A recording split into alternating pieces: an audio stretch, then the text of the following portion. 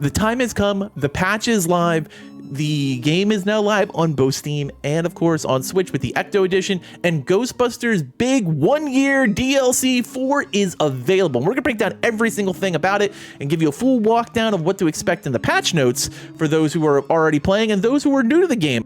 And of course, welcome back, Deadites and Ghost Beaters, and if you're new to the channel, I am Old Head Gaming. Of course, if you want to keep up on all the latest horror game news, make sure you hit that subscribe button, turn on the notification bell for all future videos. Well, it's Ghostbusters Day. 10/19, yesterday was the 1-year anniversary, and the Ecto Edition is now live. Let's go take a look at that update over on the patch notes. So basically, we start with this really cool letter from Jordan Mathewson, basically explaining how hard they've worked on it and how excited they are. And I'm just going to read the very last component because it basically just says everything should feel better with some minor and major changes. We really hope you enjoy this launch update.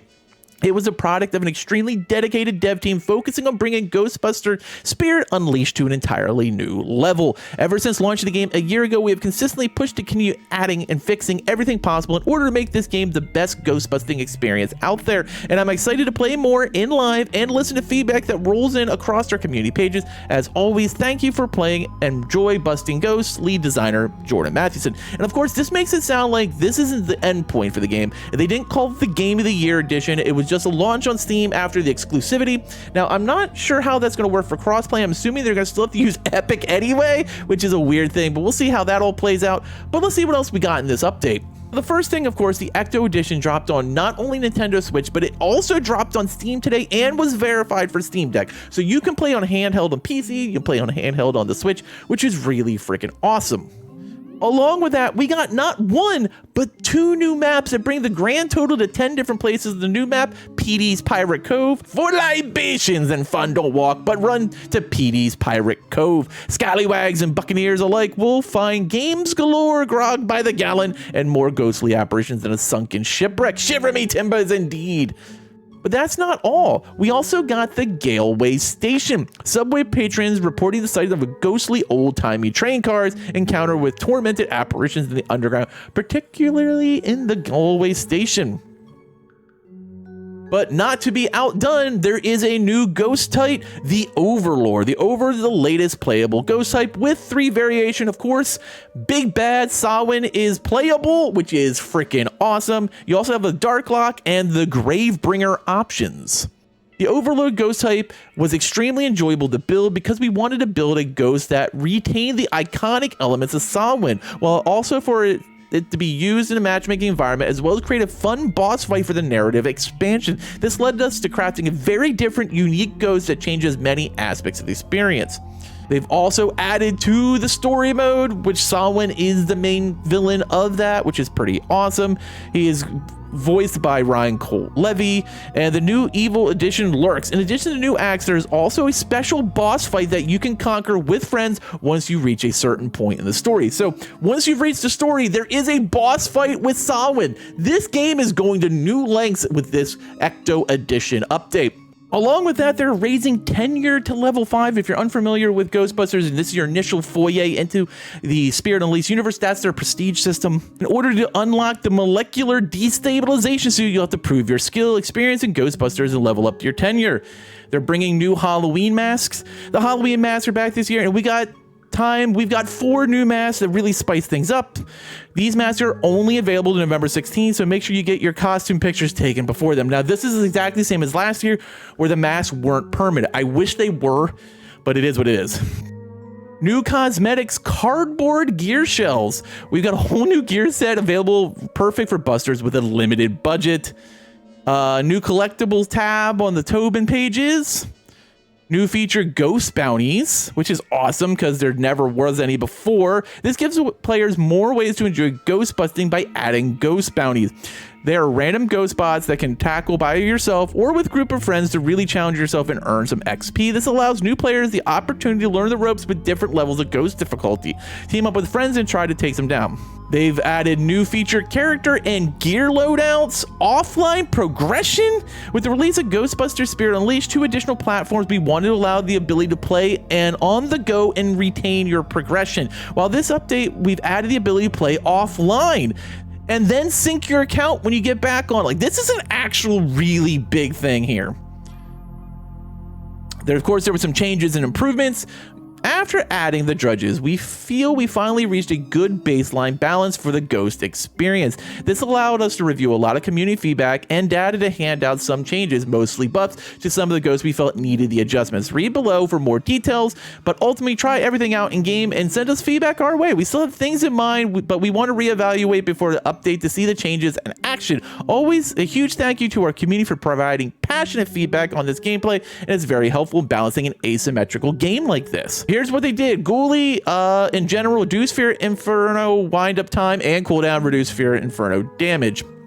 Drake, reduce cost over time during the Possess Human ability, increase civilian fear damage during the Possess Human ability. Infernal, increase darkness orb damage, radius, and health. Wraith, reduce Nightmare Pulse cooldown. Oh, that's so good, because I love playing Wraith, but that's a rough one. Basher, reduce Fist Slam's wind-up time and cooldown. Good. Squiddler, reduce hurl object cooldown, made adjustments to the hurl object aiming system. Gloom, increase spectral barrage damage, rate of fire, projectiles, and radius. Just a straight buff to Gloom across the board.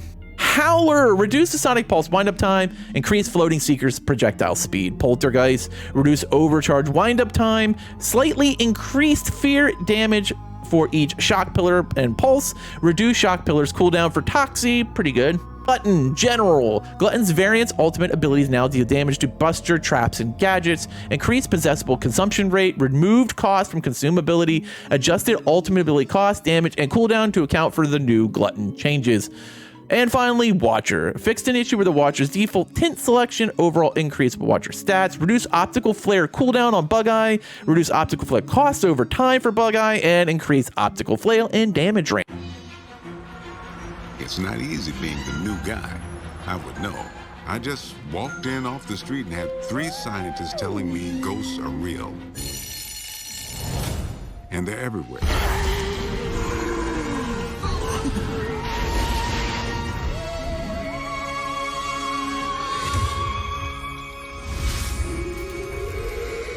This place is a cesspool. Let's slingshot this loudmouth back to whatever godforsaken place he came from.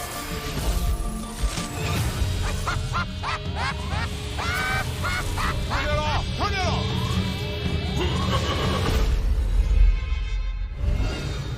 This is bad. We're in big danger here. Now I wonder, do the Ghostbusters have what it takes to defeat the ghost of Halloween? Prepare yourself for eternal nightfall!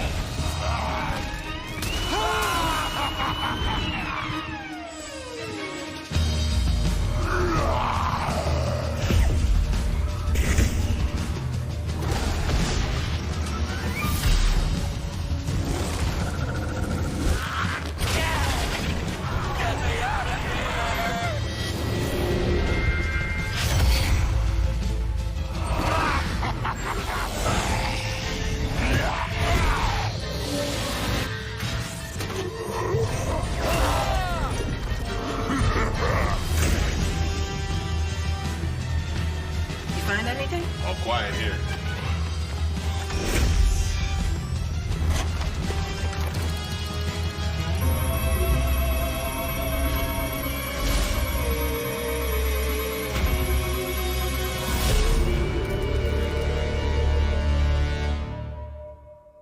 So what we got is some really big things in this update, and from everything you can see from Jordan's post, it doesn't seem like they're done here. I'm really excited to see where they go in year 2 of Ghostbusters Spirit Unleashed. But here's what we got: huge buffs to Ghosts, and sometimes Ghosts felt very underwhelming. You had to do a lot of hiding. You didn't feel like you could go on the offensive sometimes with particular Ghosts. So I like the buffs there. 2 new maps, a whole new Ghost class, an increase to the story mode, a boss fight with Samhain. It's now available on Steam and Switch with the Ecto Edition, and this is one of the most A+ updates I've ever seen with an ASIM. If you're not excited about Ghostbusters Spirit Unleashed at this point, you really should be. It's a fun party game. It's one of those great games where you can hop on, play, and then if you just want to log off, you can. And now you can play offline. You can play an ASIM game offline with bots and still level. This is one of the best things I've ever seen added to an ASIM, and Mwah! This is chef kiss. This is one of, I have not been this excited for an update of a game ever. And I have to admit, Ilphonic, you just knocked this baby out of the park. Let me know what you think though in the comments below. As always, thanks for watching and later mates.